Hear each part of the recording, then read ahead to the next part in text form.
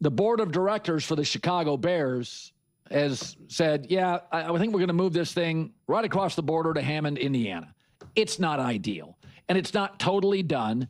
Remember, the Bears own 326 acres in an area called Arlington Heights, which is, it's north of town.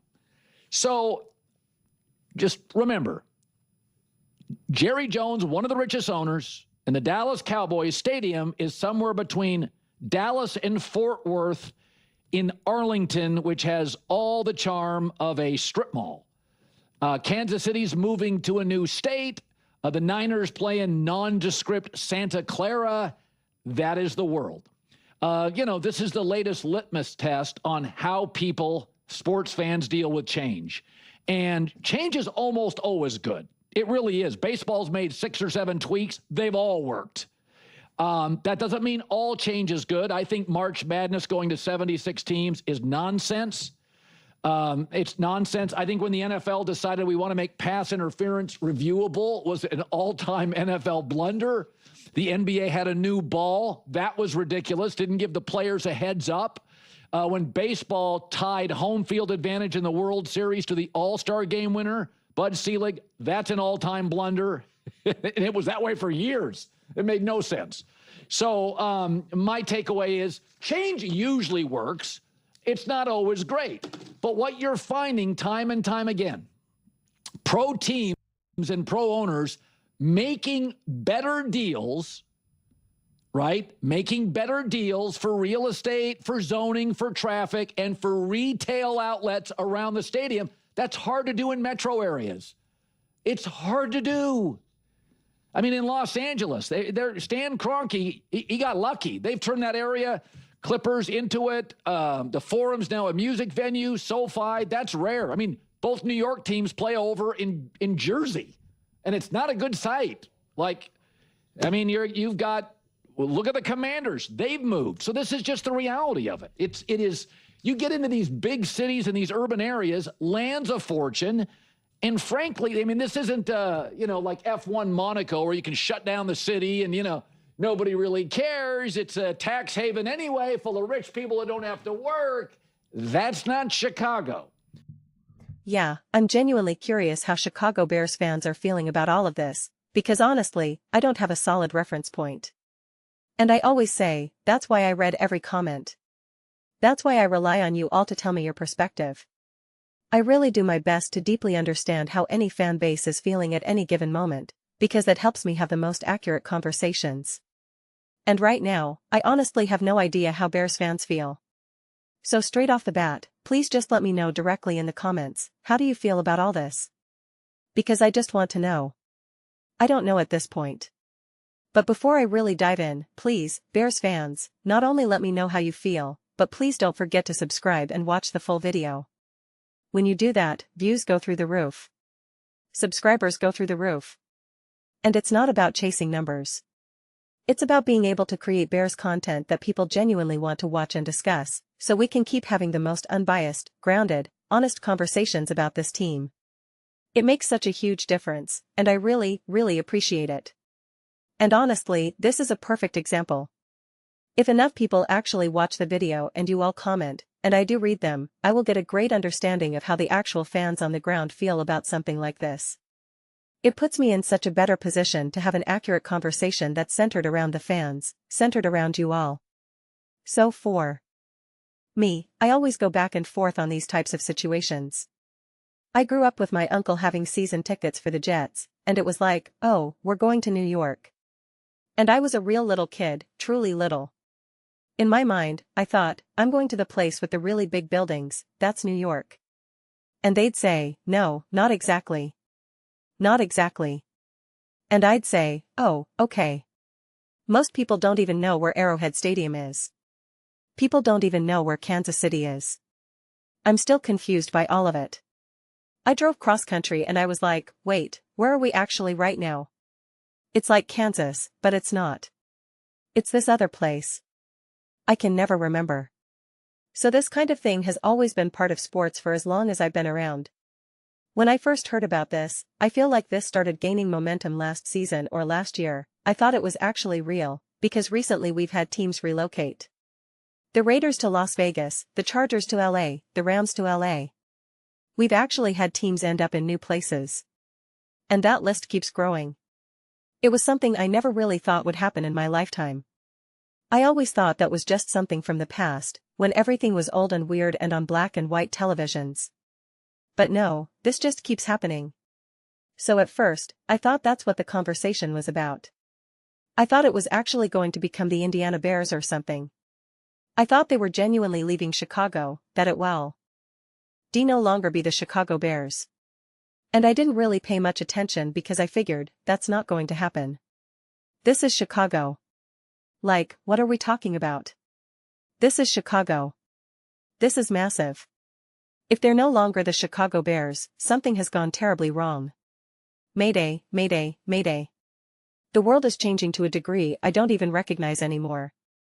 But then I realized, oh no, they're just moving around the corner for a new stadium. And we know this is happening in a lot of places. They're trying to do this in Philly.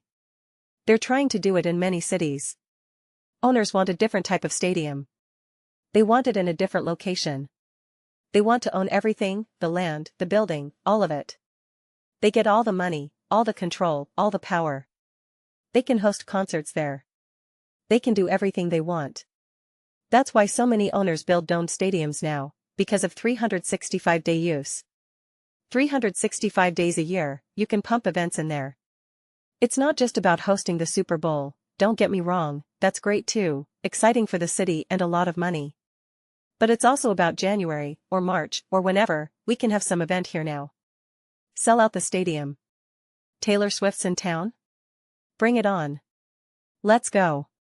And you don't share the money. You own it all. When you have all that power, it's like, yeah, it's mine.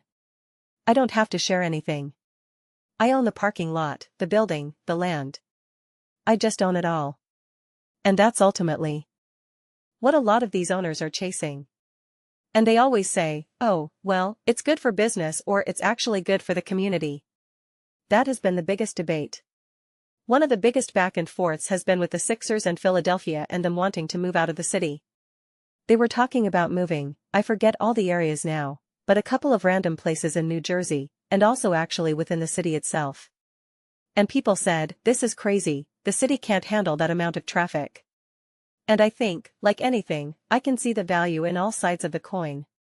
I'm very independent in that regard. I can look left, right, up, down, and I see value in all of it. That's just who I am by nature. So I see the arguments, but I try to figure out the motive. I want to know what the motive is and what the fans actually want. And sometimes what the fans want isn't actually what's best. Sometimes it's the opposite. If you ask a lot of fans about Boston and Fenway, I went to a game at Fenway, and yes, it's historic, it's iconic, it's the Green Monster, all of that. But it's also notoriously one of the most brutal places to watch a game. The way the seats are angled, they're not even properly aligned with where you need to be looking.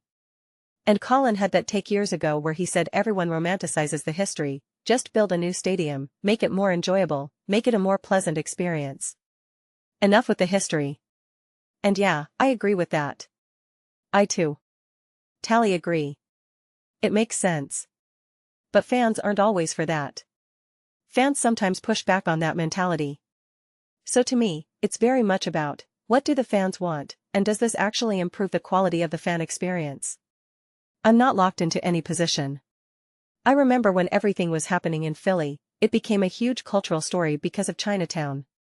It became national news with protests. It was a really big deal with significant cultural impact beyond just the Sixers fan experience. It was really prominent. I remember the same thing with the Golden State Warriors. I lived in San Diego when the Chargers were moving to LA, that's obviously different because they truly relocated.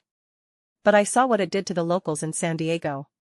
People who never even watched football suddenly had an opinion because they lived in San Diego, they were from San Diego. It was really, really interesting. And I'd love to know from people actually on the ground floor of all this, is this a net positive for Chicago? Does this lead to a better experience for the fans? What are the actual true motives, not the motives I'm being fed, but what the people in Chicago on the ground, who are actually locked in and having all the nuanced conversations, really think? Because if you just read some of the surface level things they said about the Sixers situation, which is why I keep referencing it, it all sounds good on the surface. Oh, it's going to be good for the community, this and that. B.